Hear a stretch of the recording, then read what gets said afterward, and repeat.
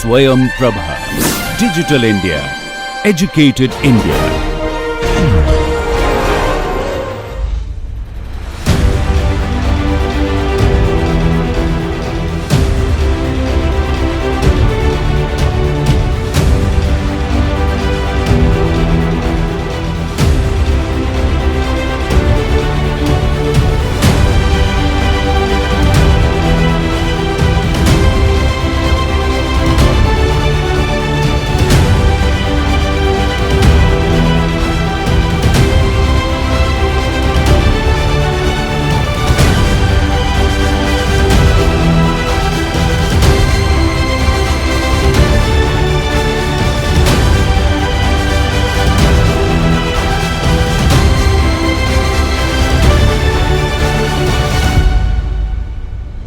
So, welcome students, welcome to the next class. So last time the topic that we finished was what is known as dual expansion. So, where we learnt about adiabatic expansion of real gases, adiabatic expansion of gases, and there we saw that if we expand an ideal gas adiabatically, it does not cool down, right. Ideal gas does not cool down. However, when we expand a real gas adiabatically, we saw that a real gas indeed cools down,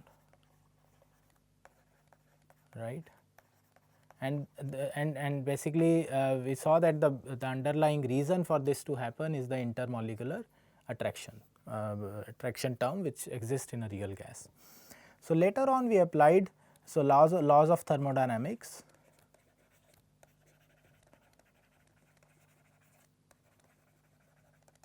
to what I called non-gaseous systems, right, because so far, right. So far whatever we have done, we have always used a gaseous system as an example, right. But the laws of thermodynamics are equally valid for systems which are not even gaseous, right. And there we saw the first example that we did was the elastic rods, right. So, basically stretching of elastic rods, right, stretching of, and there we saw that if our rod is a metallic rod, right, for a metallic rod like copper or iron or something, in this case the entropy change is positive and the heat change is also positive, right, and this means the heat is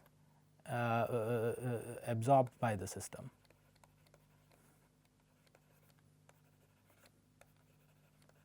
right. On the other hand, we took another example. So, the second extreme example that we took was what I defined as rubber band, right. And we saw that in the case of rubber band, since the individual constituents are not atoms or molecules, but they are polymers. So, upon stretching, the entropy of those polymers goes down, right, and as a result the heat change of the system is also negative, which means the system is losing heat, right. So, in this case the heat is released by the system, all right. So, we basically through the lens of thermodynamics, we saw the differences between a very simple example of stretching of these elastic rods, right. Today what we will do is in the first part of today's class, we will apply the laws of thermodynamics to another non-gaseous system, which is a liquid film, and that is what we will start now. Okay. So, what is liquid films? Okay. So, we will go back to the definition of liquids. So, what are liquids? So, say there is a well defined interface between a gas and a liquid. For example, say you have a bubble, right. So, bubble is a spherical looking object in which the inside is the liquid and outside is the air, right. So, here we can write it is gas, this is liquid, and the property of the liquid is that the under the individual constituents, they are all disorderly packed, they change their neighbors all the time, but there is still a finite attractive interaction between nearest neighbors, right. So, this molecule is getting attracted from all other molecules symmetrically, right. So, therefore, it does not experience any force on average, right. There is no net force on this molecule which is in the bulk of the liquid. But what happens if there is a molecule at the interface, right, at the surface? So, it will so as you can very easily imagine, so it will experience a net inward force, right, because all the nearest neighbor molecules, they are inside of the bulk. So, therefore, there will be a net inward force, and as a result, so liquids they acquire what is known as a surface tension, right. So, basically due to attractive intermolecular forces. So, liquids tend to minimize their surface area. So, this is why bubbles are spherical, this is why planets are spherical and so on, right. So, this is the basic underlying principle, because when Earth was created, it was a molten lava essentially, right. So, it acquired a form of a sphere, okay, to minimize the surface area for a given volume, okay. So, therefore, liquids have an associated surface energy per unit area, okay. So, surface energy per unit area, which we denote by a symbol gamma, and we also call it surface tension, and it has force of it has units of Newton per meter, right. So, force per unit length, right, energy per unit area or force per unit length, all right. Okay. So, now let us imagine, say I give you a bubble essentially, right, a bubble of radius r, and say we want to change its surface area, we want to change its radius by an amount dr, okay. So, we want to change the amount by dr. So, what will be the work done, right. So remember so when we started working with non-gaseous systems, we said that we can define a generalized work which looks like this, right. So, this is generalized work,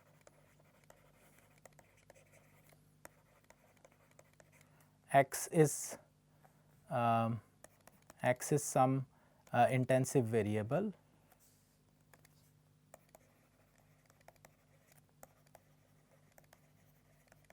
and small x is some extensive variable, right. And for gases, as we already know, x is minus p, right, and x is volume v, right. In the last class, we saw that for rigid rods, x was the tensile force F, and x was basically the length of the rod, right. So, in our case, in this case for liquid films, we can write our W as gamma multiplied by dA, right. So, this is the surface energy multiplied by the change in area of the bubble once we increase its diameter by an amount dr, all right. And this you can very easily check, this will be gamma times 4 pi r plus dr whole squared minus 4 pi r squared, right. And if we ignore the terms which are second order or above in dr, the increment dr, so you can very easily check that the 4 pi r squared term will cancel out, and we will only left with gamma times 8 pi r dr, and this work becomes 8 gamma pi r dr, okay. So, this is the work done to change the volume, to change the radius of a spherical bubble by an amount dr. Okay. But however, say you are say surface tension is trying to, as you know, surface tension or surface energy will try to minimize this surface area. However, to oppose that, there must be an internal pressure inside the bubble, right, which will oppose it, right, and what will that be, right. So to oppose a decrease in surface area, there is an internal pressure.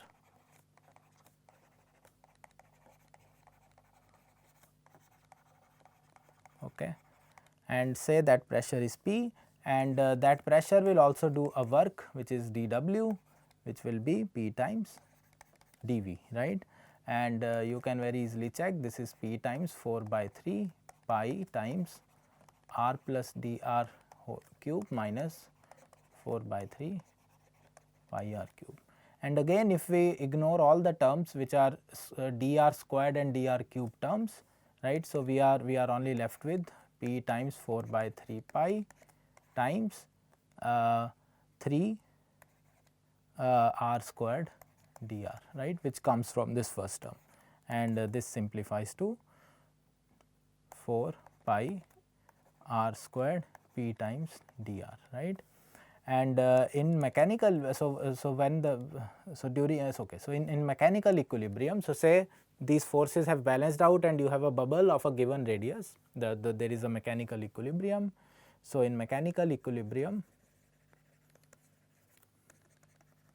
right, so the work done by the internal pressure and the surface energy have to be equal, right. So 4 pi r square P dr has to be equal to 8 gamma pi r times dr, right. So 4 pi r squared P dr will be equal to 8 gamma pi r dr. Okay, so dr cancels out, pi cancels out. So here we are left with 2. So this implies the internal pressure inside the bubble would be given by 2 gamma divided by r. Okay. Okay. So all right. So that is our first result. Now let us apply, basically do the same exercise that we did for elastic rods, right. So from first law of thermodynamics,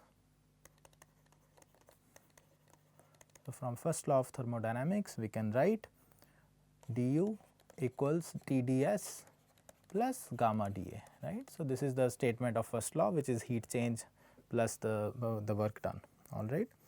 So let us take partial. So taking partial derivative with respect to area, A at constant T on both sides, we are left with del u by del A at constant T equals T times del S by del A at constant T plus gamma, all right. And again we can define the Helmholtz potential. So define Helmholtz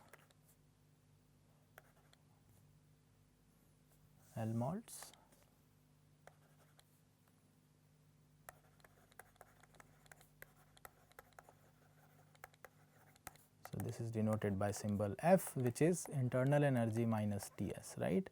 And therefore we can write, so we can write the differential of Helmholtz potential as du minus Tds minus STT, and if I substitute the value of du as Tds plus gamma dA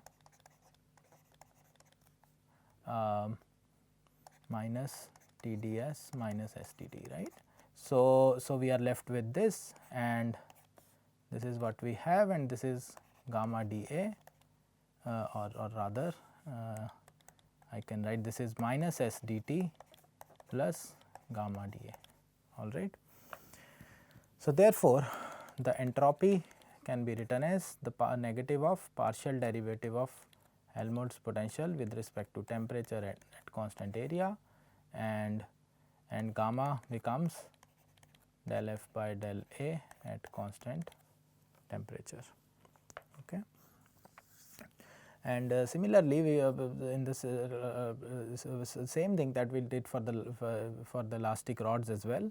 So, now use the property of the perfect differentials, exact differentials, that del square S by del T del A has to be equal to del squared S by del A del T, right. So, the order does not matter. So, we can write del by del T of del S by del A, sorry, this should be F, sorry. So, this should be F.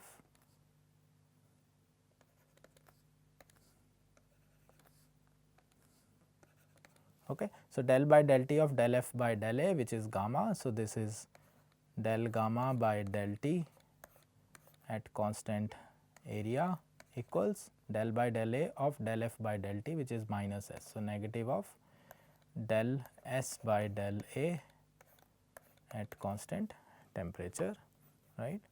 So, what we can do is we can call this equation 1 and we can call this equation 2, right. So, we can substitute. So, substituting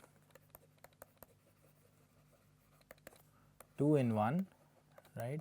So, basically we are going to substitute del S by del A at constant temperature with negative of del gamma by del T. Okay.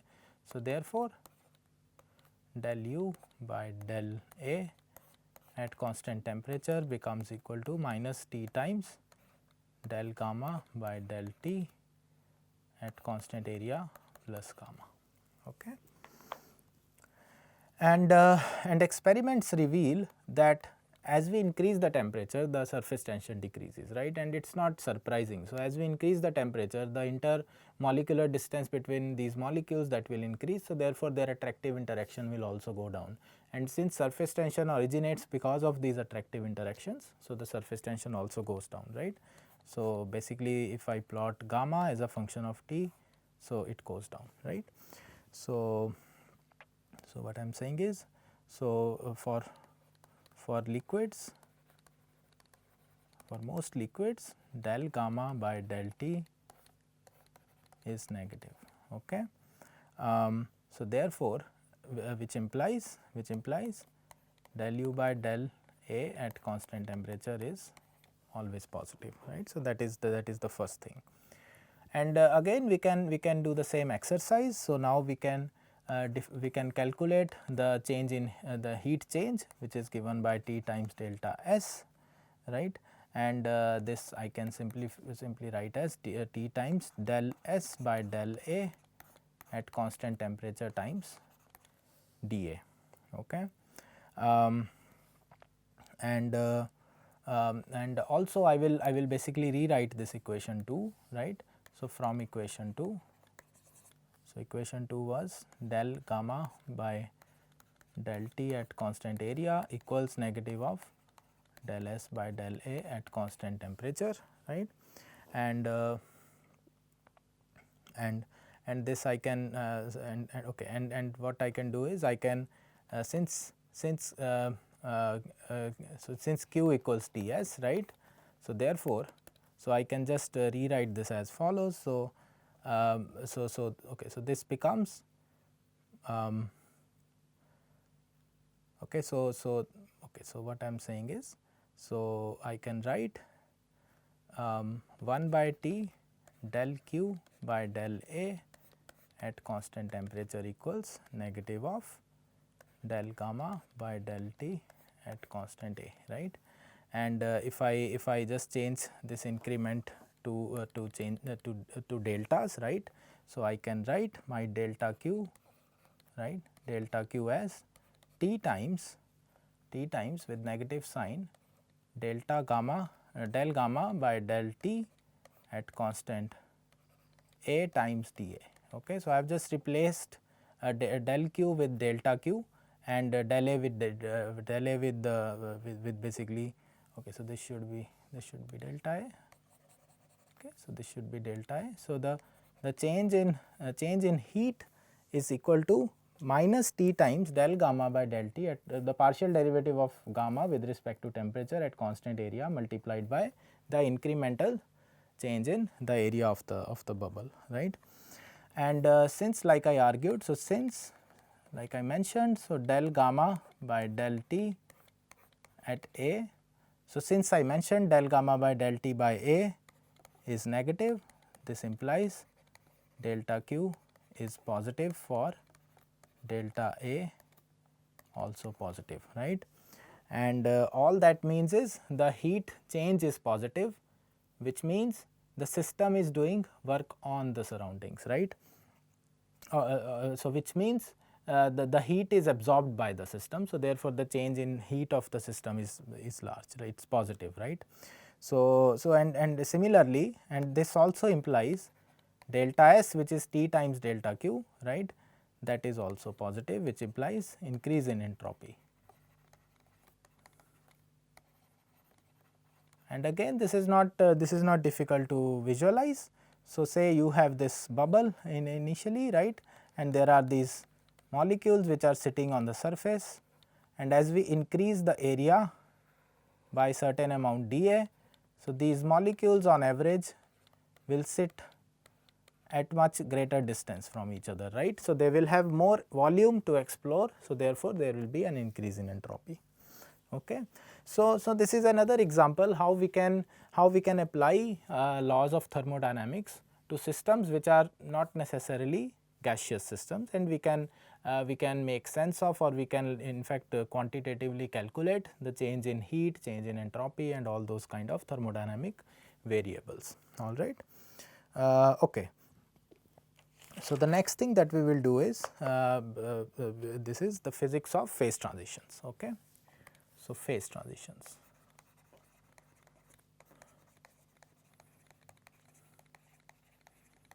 Okay.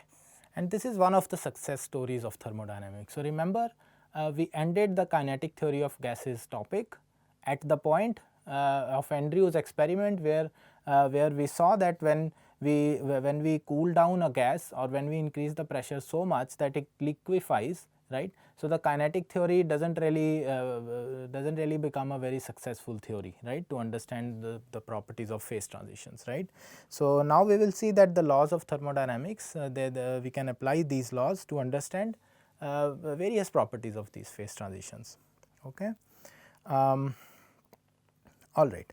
So, before that, let us go through few definitions which we have actually already seen in this course. Okay. So, remember we defined heat capacity, right. So, heat capacity. So, heat capacity C is del Q by del T, right, and depending upon whether we are supplying heat to the system at constant pressure or volume. So, you can either have heat capacity at constant pressure or heat capacity at constant volume, and same way we can write it like this, right. And like you can see that so the amount of heat that is required to raise the temperature of the body by 1 degree Celsius or Kelvin, that will be proportional to the size of the system, right. So, in order to convert this into an intensive variable, we can define what is known as specific heat capacity.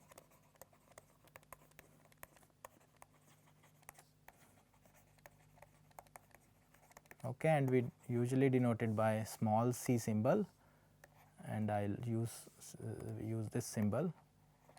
And again, this can be either at a constant pressure or constant volume, and this is 1 by m times del Q by del T at constant pressure or volume, right. So, this is an intensive quantity, as you can see, because we have divided by the total mass of the system. Okay. All right. And I actually talked about it a little bit. So, basically when we defined heat capacity, we said that whenever we apply heat to the system, its temperature goes up, right. But there are certain situations when you supply heat to the system, the temperature does not change, but something else happens. And what is that? The system undergoes a phase transition, right. So, sometimes, okay, so sometimes, or maybe I can just write, so during phase transitions,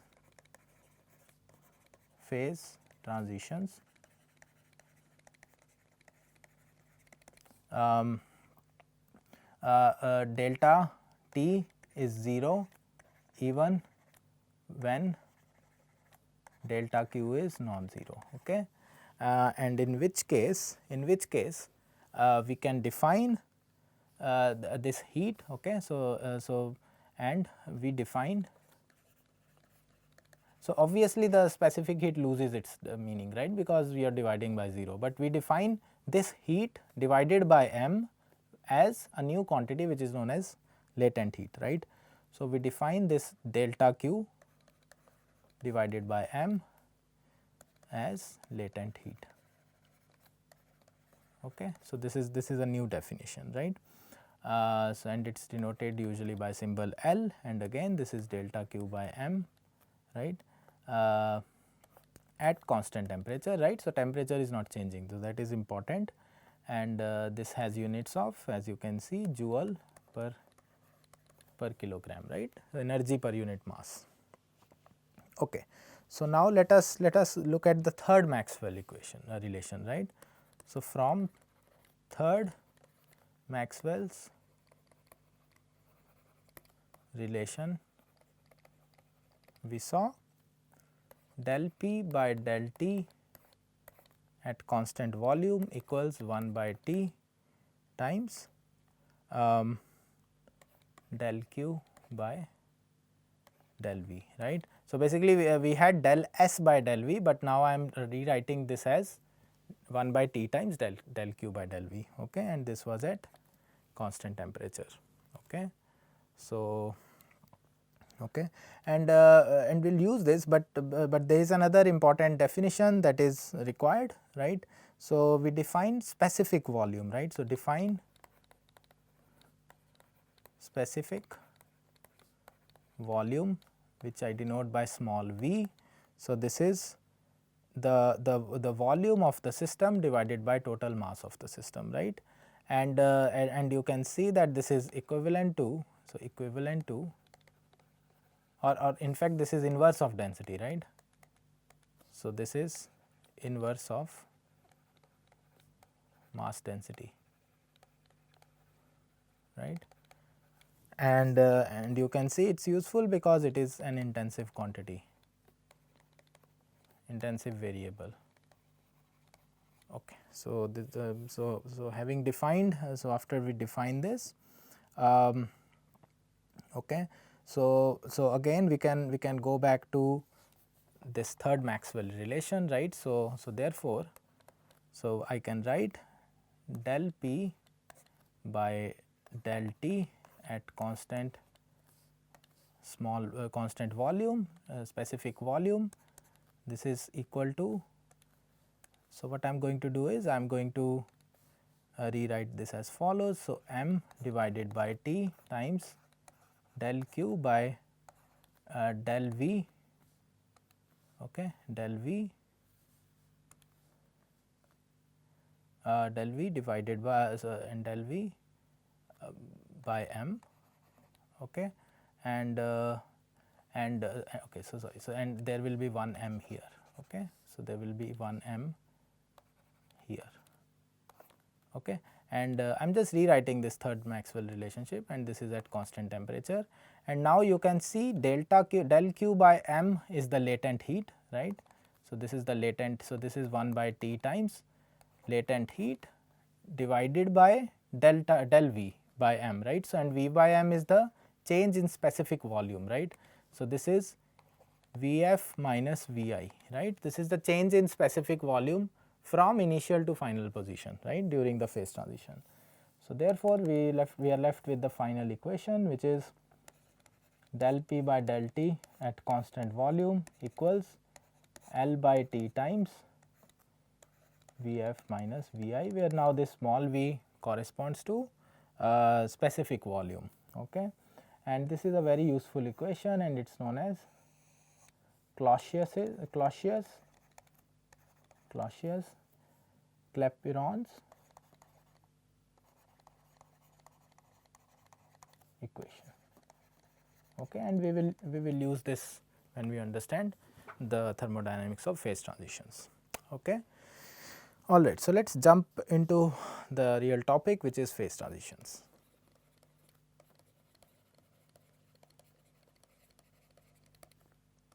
Okay, so the phase transitions, right. So I will just qualitatively show you how do we make sense of phase transition, right. So essentially what we are doing is we have a substance, right. So say at certain pressure and temperature it is in a solid phase, right. So you can heat it up, then it melts, right. It undergoes a phase separation, phase transition from solid to a liquid phase, and if you keep on increasing the temperature, it undergoes a phase transition from liquid phase to a gaseous phase, right. And typically the phase diagram of any material that it looks like this, right. So we usually have temperature on the x axis, pressure on the y axis, right. At very low temperatures we are in a solid phase. So this is solid. So at high temperature we are in a gas, and after we apply certain finite pressure we can even see this phase which is known as the liquid phase, right. And there are few important things here, right. So there is one point where all these, okay. So maybe first of all, what do these solid lines represents, right. So in this diagram, so solid lines, so they represent the phase boundaries, right. So phase boundaries, right. So say I am in a gaseous phase and as I start lowering the temperature, and when I cross, so when I cross the, okay, so when I cross the phase boundary, right. So when I cross this solid line, that is where the transition happens, right. So I suddenly go from a gaseous phase to a liquid phase, right, and this solid line, like I said, this is a phase boundary, right. Okay. And this point where this liquid to gas line suddenly ends, that is known as a critical point, okay.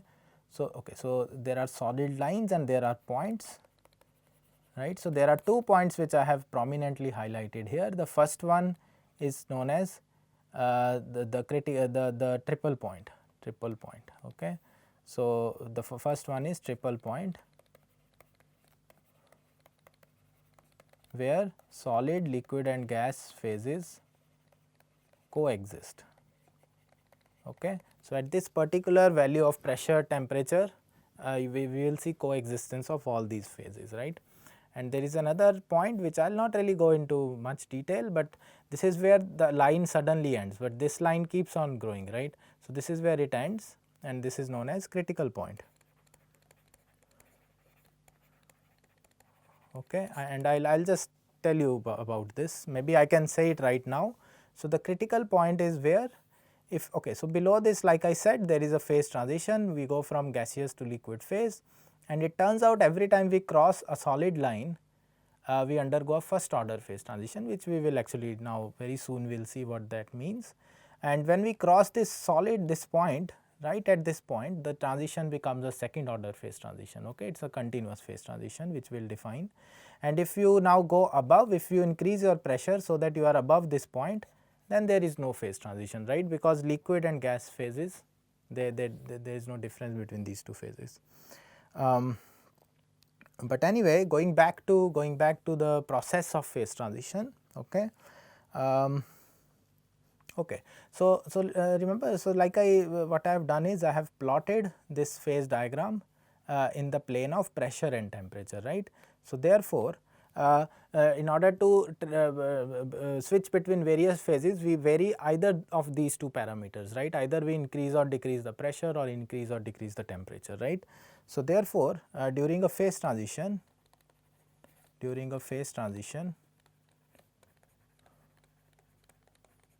the control variables, the control variables or natural variables are, so natural variables are pressure and temperature, right. So pressure and temperature are natural variables, okay. And also while we are sitting at the phase boundary, right, at any point on the phase diagram, phase boundary, right, at the phase boundary, we do not really change the temperature or pressure, right. So, so therefore, okay, so Okay. So what I am saying is, if I am sitting here, then I am basically coexisting between a liquid phase and a gas phase, right. My dt is also 0 and dp is also 0. So therefore, this right at the phase transition, this process is both isobaric as well as isothermal, right. So phase transitions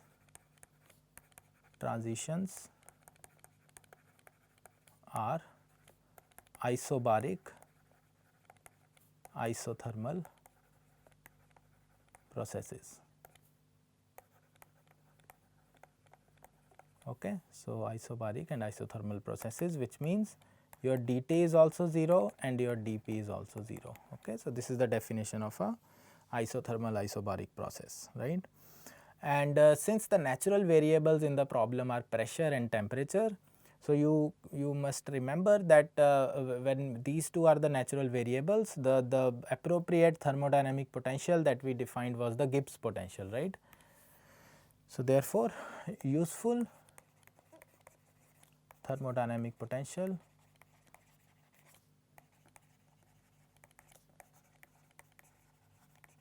for phase transition is the G, which is Gibbs potential,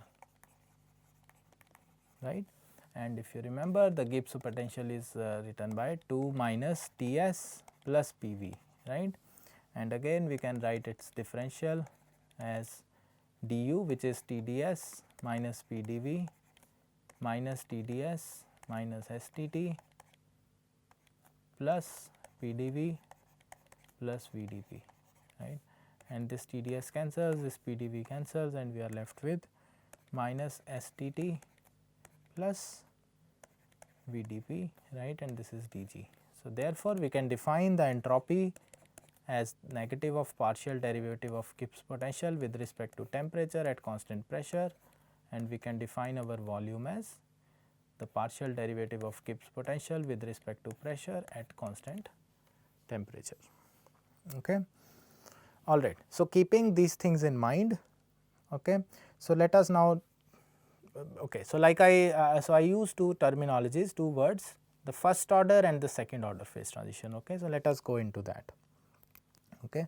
So let us do first order phase transition.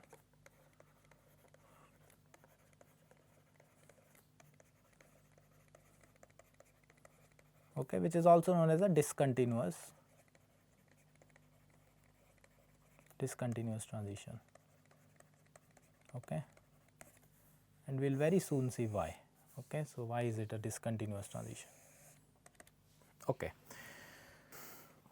Okay. So say okay, so I will go back to the similar phase diagram, right. So we have temperature, we have pressure, right. So say at any given point I am sitting somewhere here, right. Okay. So at this point, okay, so the substance exists between phase 1 and phase 2, right. So there is a coexistence, right. So let us call this phase 1, let us call this phase 2, and right at the phase boundary, some amount of my substance is in state 1 and in phase 1, and some amount of my substance is in phase 2, right. And again I will again define the specific Gibbs potential, right. So define specific Gibbs potential, which is small g, and again this is capital G divided by m, right. So this is an intensive quantity, right. So at the right at this point, right. So my and okay, and say okay, so say so the mass, okay, so say this is phase 1, phase 2, right, and say the mass of my substance at this point in phase 1 is m1 and m2 for the other phase, and say the specific Gibbs potential G is G1 and G2, right, corresponding to those two phases. Okay. So at transition point, right, at this transition point, my total Gibbs potential, which is capital G, is simply m1 multiplied by G1 plus m2 multiplied by G2, right. And say spontaneously the system spontaneously there is some amount of substance which switches into the phase 2, right. So say while I am still sitting at that point, the m1 becomes m1 plus delta m1 and m2 becomes m2 plus delta m2, right. So, there is small incremental change in the amount of substance which is switching between phase 1 and phase 2, right. But under the condition that, so while total mass of the substance is constant, right, while m1 plus m2 is constant, right. So, that is not changing, okay. And this naturally simply implies my delta m1 has to be equal to negative of delta m2, right. So, whatever is going from phase 1 is going into phase 2, right. So, therefore, what will happen to the total Gibbs potential, right. So, total change in Gibbs potential. So, change in Gibbs potential due to this perturbation will be G1 times delta m1 plus G2 times delta m2, right. And this I can okay. And since remember, like I said, while I am sitting at the phase point, so this process is isobaric isothermal, right. So, I am not changing the temperature, I am not changing the pressure, right. And here you can very easily see if dt and dp both are 0, my dg also has to be 0, right. So, for an isothermal isobaric process, my delta G is equal to 0, right. So, therefore, G1 times delta m1 equals negative of G2 times delta m2, right. And since delta m1 is equal to minus delta m2, so you can see this simply implies G1 equals G2, right. So, therefore, so while we are sitting at the phase point, the specific Gibbs potential, okay. So, this means specific Gibbs potential of two phases remains same. So, the specific Gibbs potential of phase 1 and phase 2, they are equal to each other, okay. Now let us change things little bit, right. So like okay. So, like we are considering, so say I am at this point, right. So, this is temperature, this is pressure, and I move along this phase boundary, right. Say I move, okay. So, I can use this. So, I move along this phase boundary and say I end up here, okay. So, say I move here and I end up here, okay. And the coordinates obviously change from Tp to T plus dt to P plus dP, all right, okay. So, now consider a situation, we move along the phase boundary, in which case our P goes to P plus dP and T goes to T plus dt, right. And obviously, in this case the specific Gibbs potential of phase 1 will go to G1 plus dG1 and specific Gibbs potential of phase 2 will go to G2 plus dG2, okay. And since we are still at the phase boundary, right. So the Gibbs potential change in Gibbs potential is still 0, right. So, therefore, G1 plus dG1 has to be equal to G2 plus dG2, right. Since like we saw that the specific Gibbs potential at the phase boundary of two phases remains same. So, when we move here, the new specific Gibbs potential of phase 1 has to be equal to specific Gibbs potential of phase 2, right. And we already know that the initial G1, G2 were same, right. So, therefore, the incremental change in the Gibbs potential for phase 1 is also equal to incremental change in Gibbs potential of phase 2, right.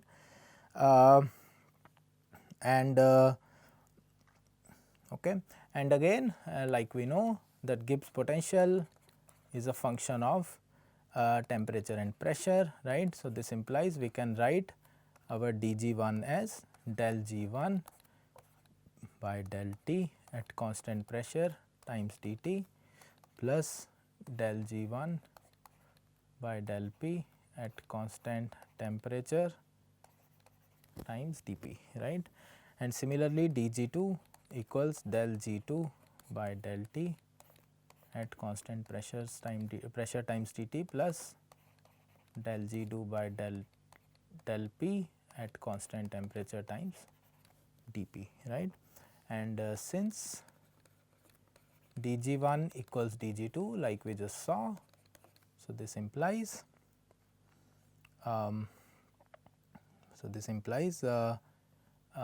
G1 by del T at constant P minus del G2 by del T at constant P times dP, okay, times dt equals del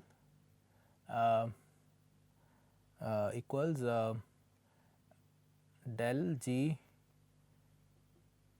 okay, so del G2 by del P at constant T minus del G1 by del P at constant T times dP.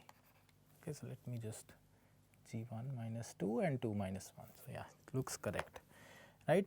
And we know what is partial derivative of Gibbs potential with respect to temperature is minus entropy, right, negative of entropy. So, this is nothing but minus S1 minus of minus S2 times dt, and small s means specific entropy, right. So, we are dividing everything by m, and this is basically V2, so this is the specific volume, right. So, this is volume minus V1 times dP, okay. And finally, we get our dP by dt equals S2 minus S1 divided by V2 minus V1, right. And let us call, and this is an important result, right. And earlier we also saw, so from Clausius-Clapeyron's equation, we also saw dP by dt is equal to the latent heat divided by temperature times V2 minus V1, right. So, we are switching from phase 1 and phase 2. So, we can equate right hand sides of these two equations, right. So, therefore, S2 minus S1 divided by V2 minus V1 is equal to L divided by T times V2 minus V1, and V2 minus V1 they cancel out, and we are left with okay. So, I will rewrite this again. So, this is minus del G2 by del T at constant pressure minus of and plus del G1 by del T at constant pressure equals L divided by T, right. So, I am just rewriting the specific entropy definition, which is negative of the partial derivative of specific Gibbs potential with respect to temperature, right. So, therefore, we are left with the final equation which looks like this, okay. So, therefore, so that is the first result, and similarly, right. So, similarly we can also see that the partial derivative of Gibbs potential in the second phase with respect to pressure at constant temperature minus partial derivative of Gibbs potential in phase 1 with respect to pressure at constant temperature, by definition they are specific volume, difference of specific volume, okay. So, we end up with these two equations, all right. So now let us, so using these equations, so now let us define what do we mean by first and second order phase transition, right. So for first order phase transition, okay, so it turns out L is non-zero and V2 minus V1 is also non-zero, right. So for example, when we undergo a phase transition from solid to liquid, right, so it is a typical first order phase transition, right, and you can see there is a sharp change in the density of the material, right. So the density of water is, of course, water is a special material, so usually density of liquids is much lower than densities of solids, right. So therefore there is a sudden change in density, and since V specific volume is just inverse of density, there is sudden change in density, right.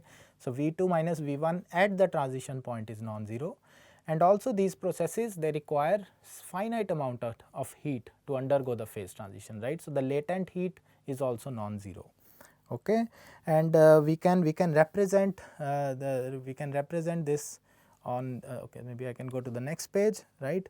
So if I plot my G,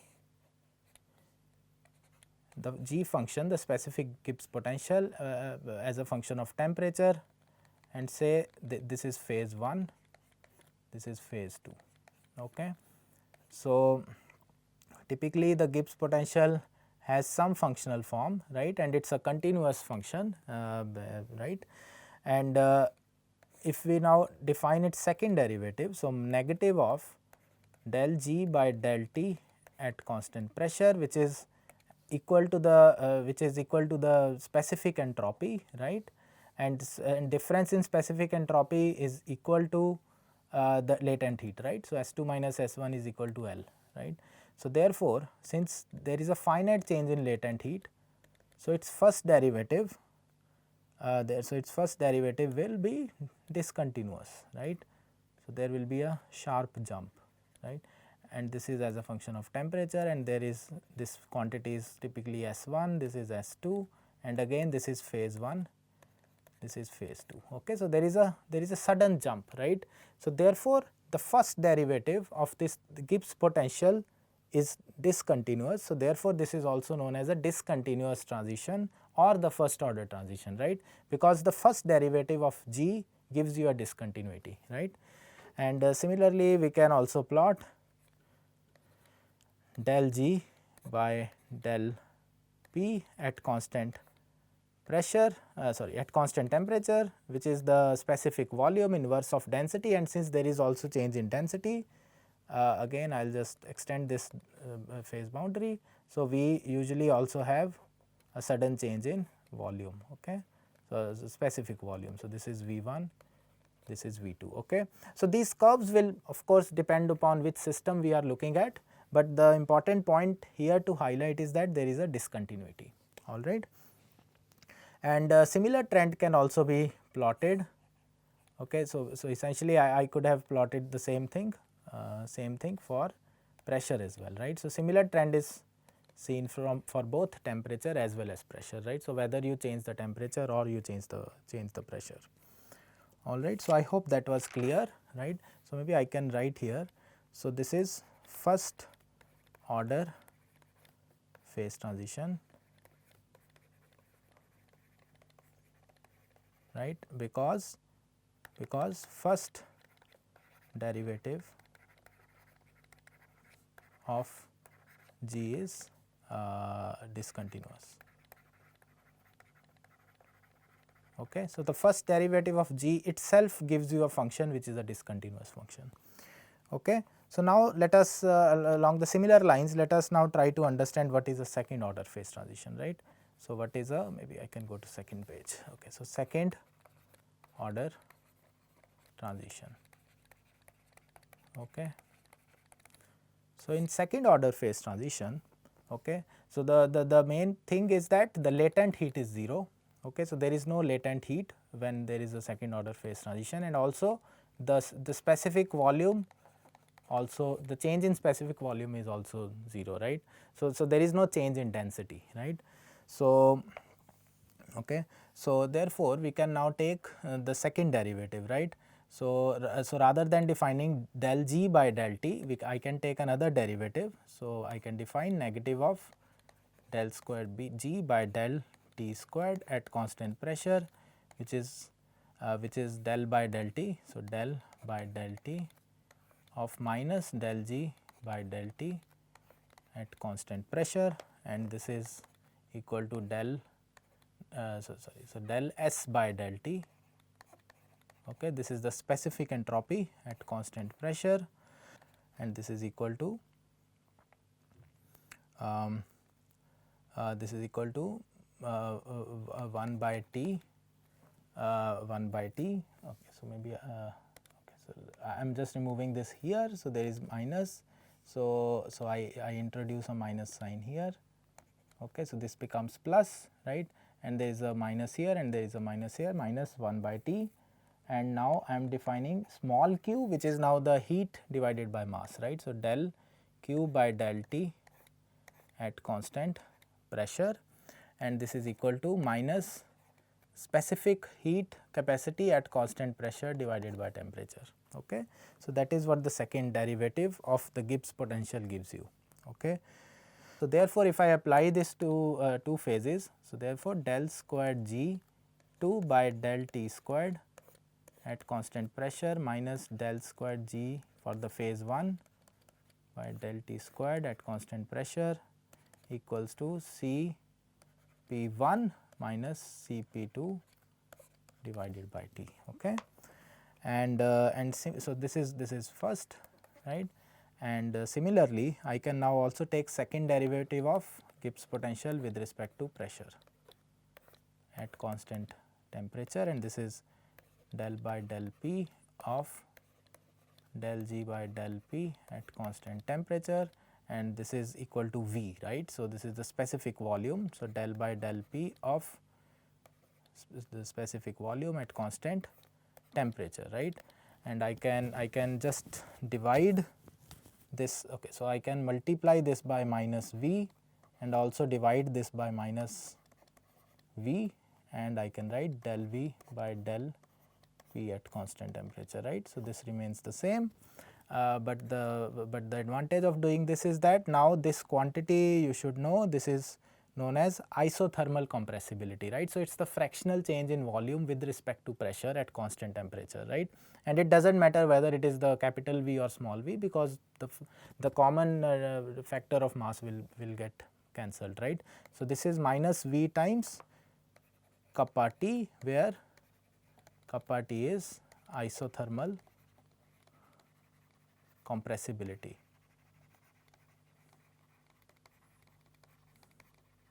Okay.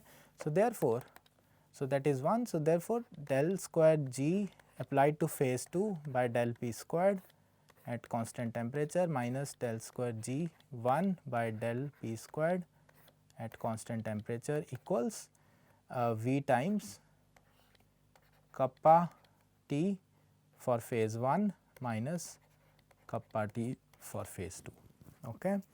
And therefore, so the defining feature of second order phase transition is that even though there is no change in specific volume or latent heat, but there is change in the specific heat at constant pressure as well as isothermal compressibility at constant temperature, right. So therefore, going back to these kind of plots, so we can now again see that for a second order phase transition. Okay, so this was first order. So this was first order and this is second order. Okay. So for a second order phase transition, if I plot this G either as a function of temperature or pressure, say we have this phase boundary, we have phase 1, phase 2, right. So we see again similar kind of continuous function of G, right. If I now take the first derivative, okay, the first derivative del G by del T at constant pressure, that also remains continuous, right, because because latent heat is 0, right.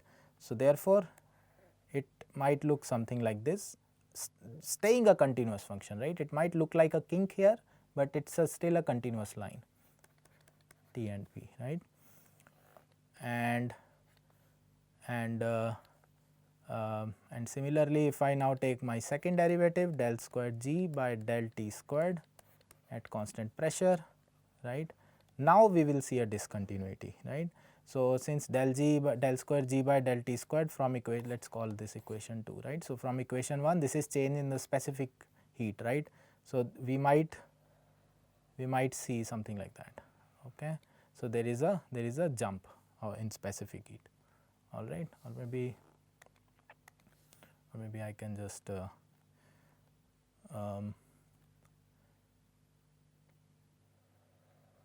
okay. So, it stays here and it comes from here, okay. So, again like the forms of these functions, they again depend upon the details of the system, but the important feature which I am trying to highlight is that there is a discontinuity in the second derivative.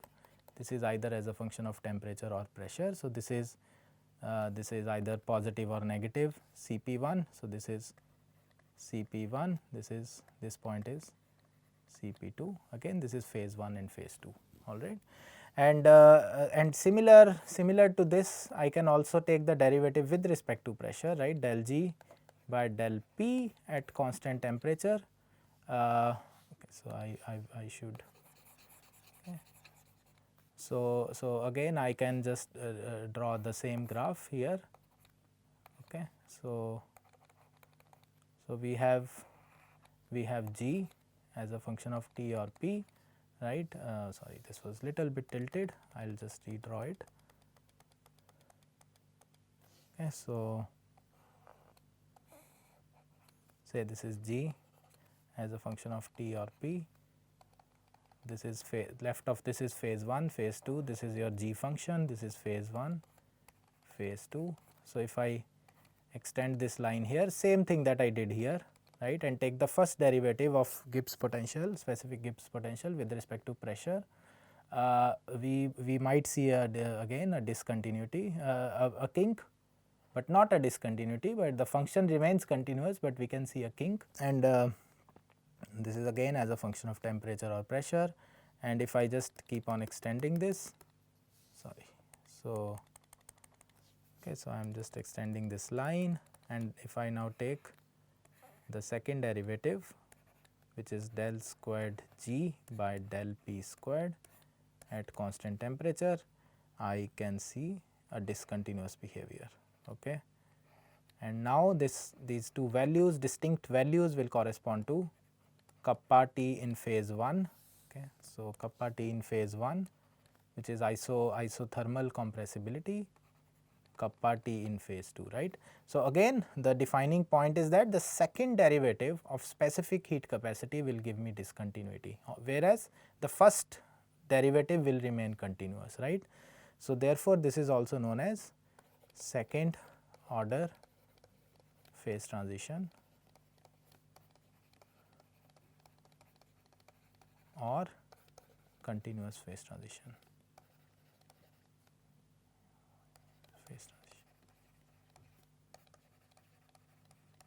Okay, so we can end here, and I will see you in the next class. Thank you.